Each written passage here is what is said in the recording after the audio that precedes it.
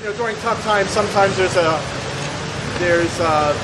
idea that criticize government, nobody's doing anything right. Well, we worked our hardest to make things right.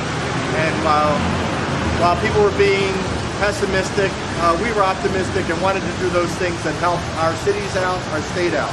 We passed the budget. We helped the cities out. We passed domestic violence reform. We help children. We help businesses. We put together a permitting program that makes it easier for businesses. We set up a job creation bill as well. We looked at brownfields. We did everything we could think of in order to help people during these rough times. And I would like to say that we were very successful. It's not going to be easy, but rather than sit around and bemoan how bad things are, the people behind me and the people in House Democrats, we want to do something to make things better. And that's pretty much our theme. We got the job done. We're making things better for our state. So with that, any questions from anybody? It's not sort of on topic, but have you heard any indication from the courts on when they might make a decision on campaign finance reform? No, we haven't. And I know many of us have set up our campaigns, etc. I would think it'd be pretty late. We were poised to be ready should any decision come, to be able to move in. We believe that what the law is a good one, very effective.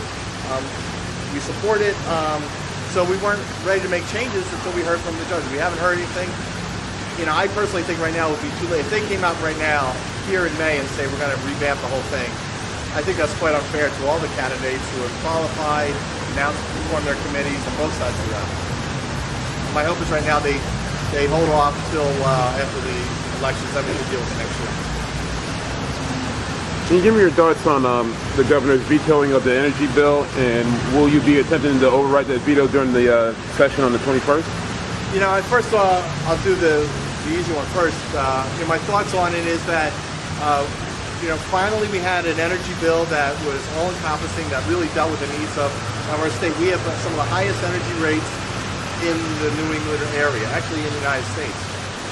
So the law that we put out made purchasing reforms so we can buy energy at a lower rate, made sure there's reform on all levels so that ratepayers and businesses will get a lower rate. Unfortunately, the governor vetoed that, saying it resembled deregulation, which is far from the point. It's actually quite the opposite.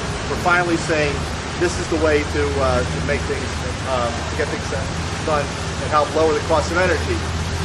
The problem with it was a close vote. Actually, it was a late hour. We voted on it. So we're checking to see if we have the votes there. It didn't pass the Senate by the 24 votes, so I think it'll be difficult for us to override the veto. We were hoping she'd sign it and we get on the business of lowering rates. That's where we are right now. But we're counting votes and seeing who's coming in. If we have the votes, we'll run it.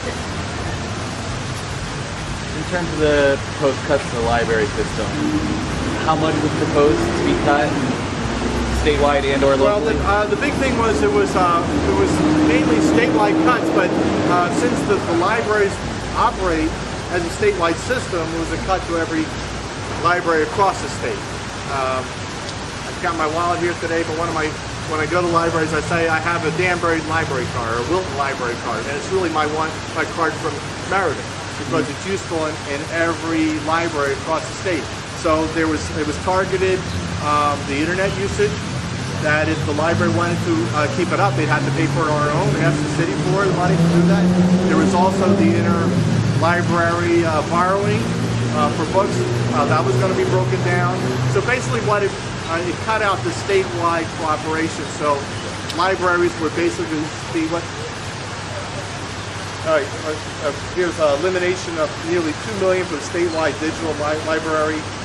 The database program that's utilized by not only libraries but schools and colleges as well. That's just a couple of the library services that the governor proposed. We had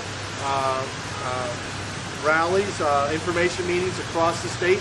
The library patrons as well as staff really participated in their government and made sure people in the legislature realized how important it was, and they backed us who were standing up for them, and we were able to hold off these drastic cuts. Any comments you want to make on the real estate conveyance tax and what's going to happens? We will extend that. We're coming in on Monday to do that. As you know, it passed the House and went to the Senate, and didn't get on the calendar for the last 5 minutes or whatever. So I think pretty much we're all agreed, Republicans, Democrats, the governor, that this is something that the city's accounts need right now. So we'll extend it. Monday we'll pass it. That decision didn't have anything with the municipal leaders coming out and saying, what did you do? What didn't you do? It was just, you know, a lot was happening on the last day. We did judges, we did a budget, we did conveyance tax, we did a conveyance land portion in the Senate. We just fell victim to our midnight deadline. All right, thank you very much. Thank you, Al. Thank you, Danbury.